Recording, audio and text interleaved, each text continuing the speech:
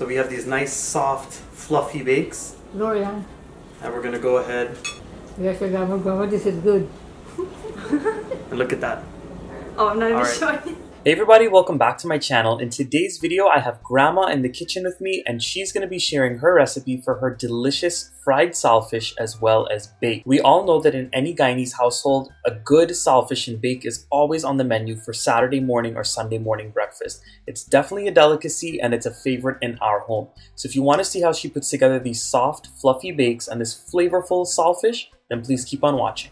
So now you're gonna mix the bake, right? Yeah. So that's like 2 cups of flour you put. How much big they're gonna make?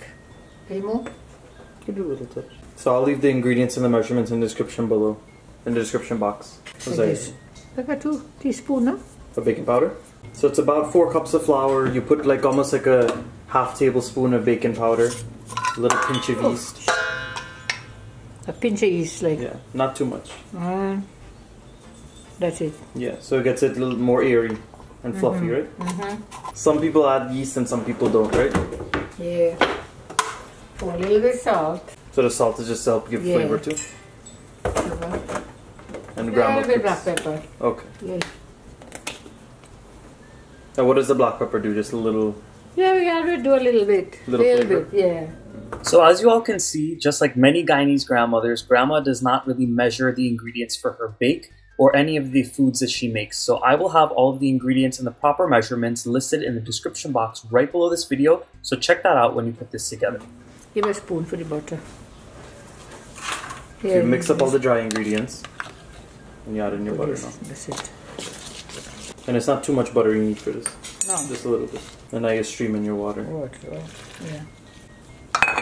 Now you want it soft or how do you want it? We like roti, not too soft. Is it almost like when you're making sada roti? Right. Or like regular roti. Yeah. But the ingredients are different. You know? So you want it soft but not sticky. Right. So if it's too sticky, you add in a little touch of flour and you knead it back together. You have to knead it a lot or no? Just a little smooth? A little smooth, right? Okay. So you just want to bring it together into a ball? Yeah, a ball. How long you let it rest?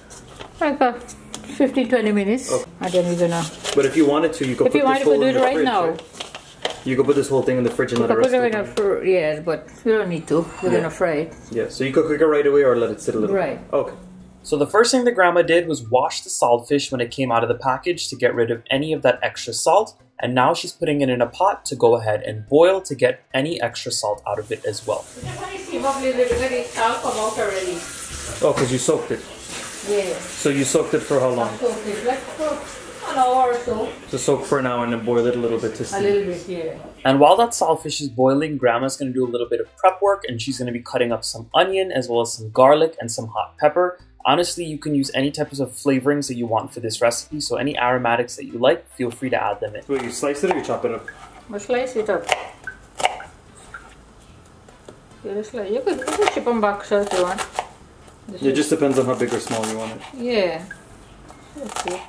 So you have to cut it big or you could leave it You could leave it, you could It's gonna cook down in your ear? Yeah, you could blend it too, but you prefer to chop it? Yeah. Okay. But the garlic frozen anyway. Okay. Oh yeah, frozen garlic cooks down faster. And the frozen pepper. Okay. And these peppers are not hot, so we're putting... No, these are just wiri pepper.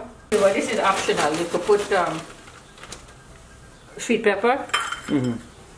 Your choice. If you want to put some, chip up... it's already chip up already, but... Oh, you're going to cut it small? Yeah. Yeah. But this is not like a traditional thing. It's only optional if you like it. No, optional if you want. But it tastes good inside. Yeah. You chip this up and put it in the freezer? Or you, Yeah, chip it and put it in the freezer. Yeah. Alright, so the onion, the garlic, the sweet pepper. More, put the good oil, take a fry. Yeah, fried good. How much, I mean, what kind of oil are you using? Use vegetable oil? But people could use like coconut oil or olive oil, whatever they want. Canola oil, whatever you prefer. Yeah. And then now you just throw in everything? Yeah, when the oil hot. Okay. So you throw in your bell peppers, your garlic, your onion, your hot pepper, and you let everything fry up until.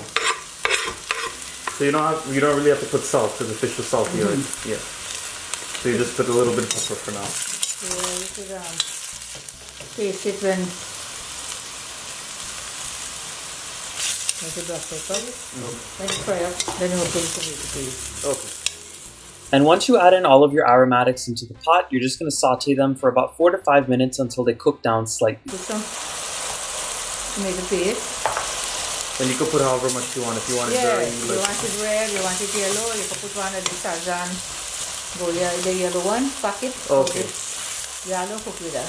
But you have to be careful because that has salt, right? Yeah. So that's why you don't add it like that. Right. Yeah. This is fine here.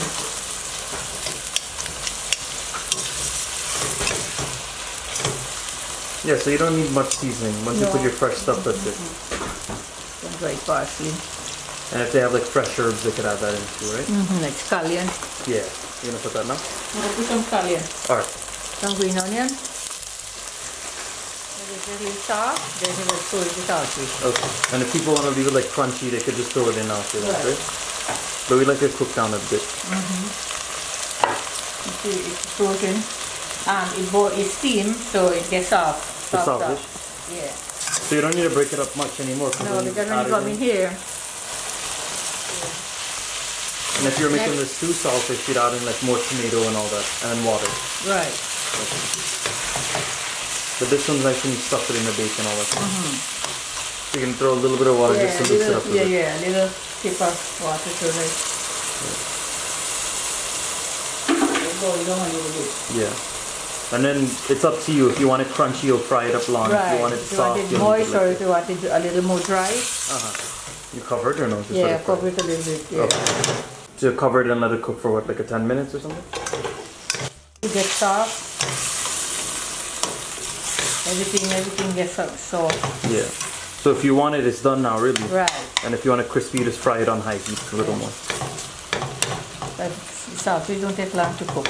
Yeah. All right. So this is done, and then we'll when we fry the bacon, we'll put the finished product with it. Right. Alright guys, so Grandma went ahead and rolled the bacon into balls like this, and she's going to go ahead and flour it very well and roll it out on her surface. And Grandma makes the cut bake, not the round bake. But if you wanted to, you could roll them into smaller balls and you can make them round, right? Yeah. And now Grandma's going to go ahead and cut the bake. So you usually cut it in 4, right?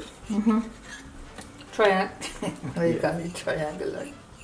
But you could cut it in whatever shapes you want if you wanted to. Yeah.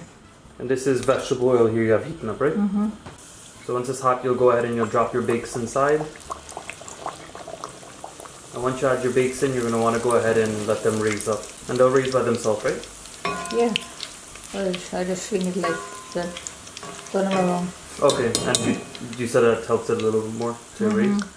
So once your bake starts to swell up a little bit, then you can go ahead and start the flipping, right? But you want it to get brown on one side first. Yeah, a little more. And then you get that nice golden brown color all over. You can make it more dark if you want. But Yeah, but no, this is a nice color. Golden brown enough. And you want to put it in a bowl that you've lined with some paper towels. So this way you can drain off all that extra oil. And after you fry one set of your bakes, you just want to keep on rolling out those small balls that you made. Keep on cutting, keep on frying until all of your dough is finished. And once you're done with your bake, your saltfish is already done and you're ready to eat. So we finished the cooking process, and let me tell you all something. Making this bake was so simple, and making the saltfish, it came together in no time. Grandma puts these dishes together without any effort, and it takes no time at all. So the saltfish was really nice and moist. It had a nice flavor. It had a nice little kick to it. And of course, her bakes are always soft. They're fluffy. And honestly, they're not oily at all. All right, everyone. So I have the bacon saltfish here that Grandma just put together with us. Chloe and I are going to go ahead and give it a try. So we have these nice, soft, fluffy bakes. Gloria. And we're going to go ahead and dip that saltfish. Yes, Grandma, this is good. And look at that.